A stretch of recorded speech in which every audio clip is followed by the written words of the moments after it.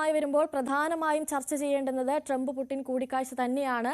കൂടിക്കാഴ്ച അന്തിമ കരാറിലെത്താതെ US president Donald ട്രംപും റഷ്യൻ പ്രസിഡന്റ് വ്ളാഡിമിർ പുടിനും തമ്മിലുള്ള നിർണായക ചർച്ച അവസാനിച്ചു എന്നുള്ള വാർത്തകളാണ് പുറത്തുവരുന്നത്. ചർച്ചയിൽ വലിയ പുരോഗതി ഉണ്ടായെന്നും വൈകാതെ തന്നെ ലക്ഷ്യം കാണാനാകുമെന്നും ഇരു നേതാക്കളും സംയുക്ത വാർത്താ സമ്മേളനത്തിൽ പറഞ്ഞു. അടച്ചിട്ട മുറിയിൽ 3 മണിക്കൂറോളം നീണ്ട ചർച്ചയ്ക്ക് ശേഷമായിരുന്നു ഇരു നേതാക്കളുടെയും പ്രതികരണം. കൂടുതൽ വിവരങ്ങളുമായി MG മിഥുൻ ചേരുന്നുണ്ട്. മിഥുൻ, ധാരണയാകാതെ ചർച്ച അവസാനിച്ചിരിക്കുന്നു. അപ്പോഴും ചെറിയൊരു പ്രതീക്ഷ ട്രംപ് മുൻപോട്ട് വയ്ക്കുന്നുണ്ട്.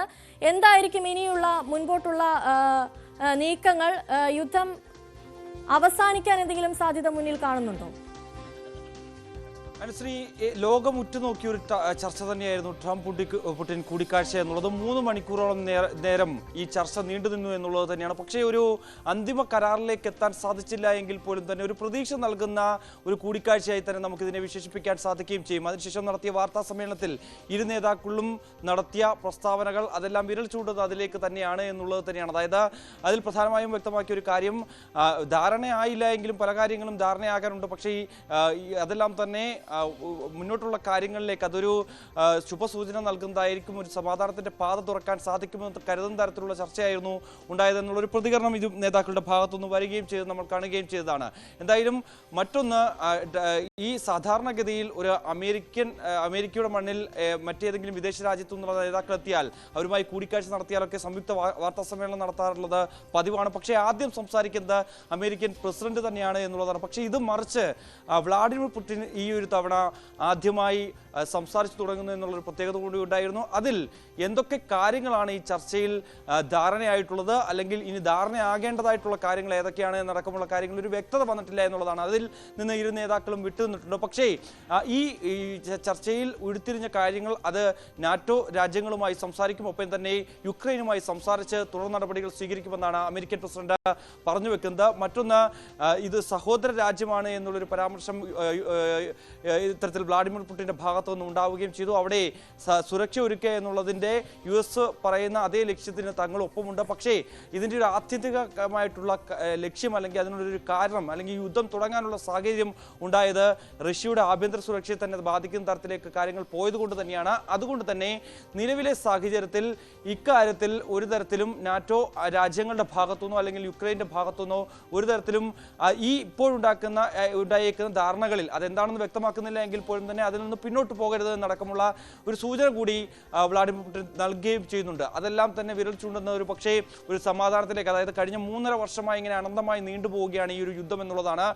രണ്ട് ചേരിയിലും, അതായത് റഷ്യയിലാകട്ടെ യുക്രൈനിലാകട്ടെ വലിയ നാശനഷ്ടം ഉണ്ടാവുകയും ചെയ്തിട്ടുള്ള ഒരു പശ്ചാത്തലമുണ്ട്. ഒരുപക്ഷേ ഒരു 2 ആഴ്ച കൊണ്ട് അവസാനിപ്പിച്ചേക്കുമെന്ന് കരുതിയിരുന്ന ഇടത്തു നിന്നായിരുന്നു. പക്ഷേ ഈ 3.5 വർഷക്കാലമായി ഇങ്ങനെ അനന്തമായി ഈ ഒരു യുദ്ധം ഇങ്ങനെ നീണ്ടുപോകുന്നു. ഇത്രയും വലിയൊരു ചെറുത്തുനിൽപ്പ് യുക്രൈൻ്റെ ഭാഗത്തുനിന്നും ഉണ്ടാകുമെന്ന് ഒരു തരത്തിൽ പോലും, അല്ലെങ്കിൽ ഒരു ഘട്ടത്തിൽ പോലും റഷ്യ കരുതിയിരുന്നില്ലായിരുന്നു എന്നുള്ളത് തന്നെയാണ്. പക്ഷേ വലിയ പ്രതിരോധം തീർക്കാൻ യുക്രൈന് സാധിക്കുകയും ചെയ്തു എന്നുള്ളതാണ്. പക്ഷേ പല ഭാഗങ്ങളിലും, അതായത് യുക്രൈൻ്റെ രാജ്യത്തിൻ്റെ ഒരു 19% പ്രദേശങ്ങളും റഷ്യ തങ്ങളുടെ അധീനതയിലാക്കിയിട്ടുണ്ട് എന്നുള്ളതാണ് ഏറ്റവും പ്രധാനപ്പെട്ട കാര്യം. അവയൊക്കെ ഈ പിടിച്ചെടുത്ത സ്ഥലങ്ങൾ അത് വിട്ടു നൽകണമെന്നുള്ള ഒരു നിർദ്ദേശം നേരത്തെ അമേരിക്കൻ പ്രസിഡന്റ് ഭാഗത്തു നിന്നുമൊക്കെ ഉണ്ടായിരുന്നു. പക്ഷേ അത് ഒരു തരത്തിലും അംഗീകരിക്കാൻ പുടിൻ തയ്യാറാകില്ല എന്നുള്ള വിലയിരുത്തലുകൾ ഉണ്ടായിരുന്നു. പക്ഷേ ആ കാര്യങ്ങളിലേക്കൊക്കെ എന്ത് തീരുമാനമാണ് അതല്ല എങ്കിൽ നാറ്റോ രാജ്യങ്ങളുമായും ഒപ്പം തന്നെ യുക്രൈൻ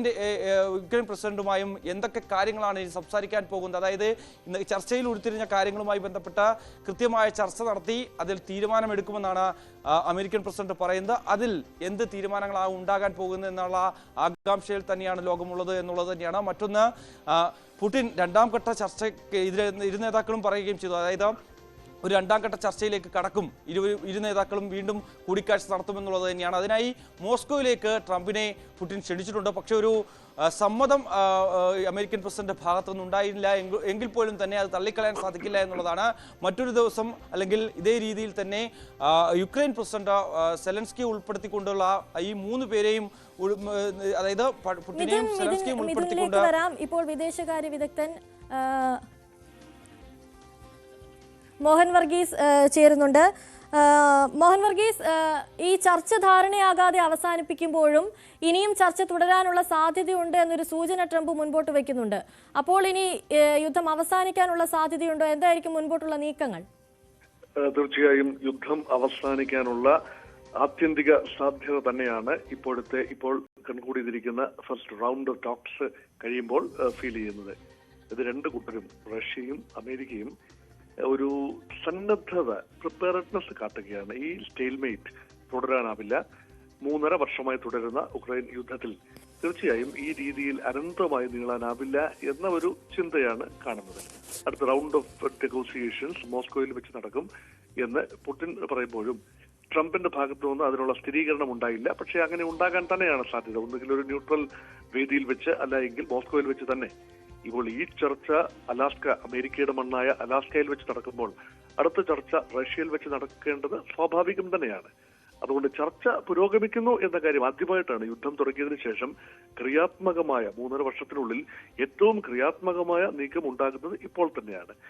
നോക്കൂ, ഇവിടെ റഷ്യക്ക് ഉണ്ടായ ഒരു സുരക്ഷാ ഭീഷണിയിൽ നിന്നാണ് ഈ യുദ്ധം ആരംഭിക്കുന്നത് എന്ന കാര്യത്തിൽ ഈ ചർച്ചയിൽ ഏതാണ്ട് ഒരു ധാരണ ഉണ്ടായിട്ടുണ്ട്. ആ സുരക്ഷാ ഭീഷണിയുടെ കാരണം ഉക്രൈൻ ഒരുപക്ഷെ നെറ്റോയിൽ അമേരിക്ക നേതൃത്വം നൽകുന്ന സൈനിക സഖ്യമായ പാശ്ചാത്യ സൈനിക സഖ്യമായ നെറ്റോയിൽ അംഗത്വം എടുക്കും, അല്ലെങ്കിൽ അതിന്റെ പടിവാതിൽക്കൽ എത്തി നിൽക്കുകയാണ് ഉക്രൈൻ എന്ന ഒരു ചിന്ത കൊണ്ടാണ്.